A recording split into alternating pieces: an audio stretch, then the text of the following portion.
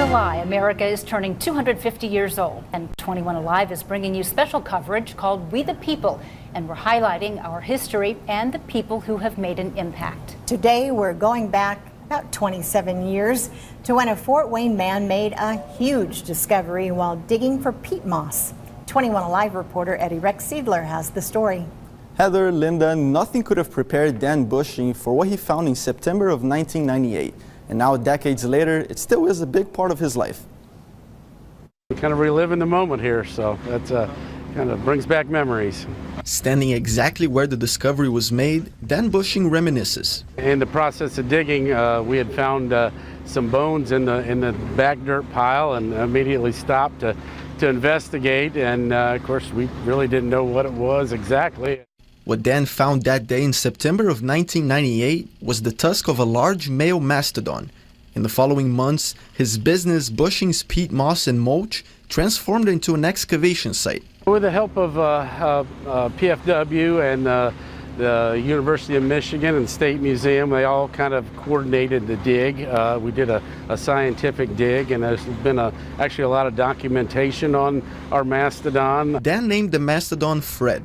About 80% of Fred's structural remains were recovered, making it one of the most complete in the U.S. Catalina Tomei, paleobiology curator at the Indiana State Museum, says that's part of what makes Fred so special. Fred has really allowed us to take a step in studying an individual mastodon's life history and land use in a way that other specimens haven't before. Through his remains, researchers have been able to determine Fred roamed this area about 13,000 years ago and was 33 years old when he died. Unfortunately, he died from battle with another male. We find evidence of a craniofacial blow, which was likely fatal. Tomei says a big reason why Fred proved to be so fruitful for researchers is that the peat moss preserved him. Those environments are particularly good for preservation. They keep the specimen in anaerobic conditions, well preserved. There's not a lot to spread the material out very far. Fred the Bushing mastodon is now one of about 45 mastodon specimens at the Indiana State Museum, the most complete of all of them. For Dan, that's a source of pride.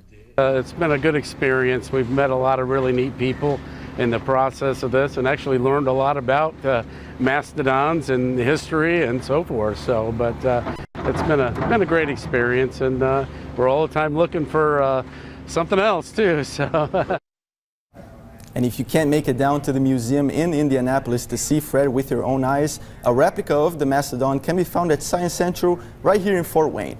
Now I have a question for you guys. Okay. Any guesses on why the name Fred was chosen? I don't. I think I knew it at one point, but I'm so old I forgot. So Dan was given the honor of naming the mastodon, and he chose Fred as a tribute to his late grandfather. I wondered. I figured a relative, but I couldn't remember details.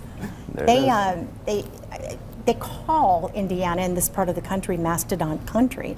I believe bones have been discovered in all 92 counties, or pretty close, right, Eddie? That's correct. The reason why the mastodon is the fossil of the state of Indiana is just how prominent those were in our area. Yeah, 13,000 years old. I love that. Somebody's older than me. Thank you, Eddie, very much.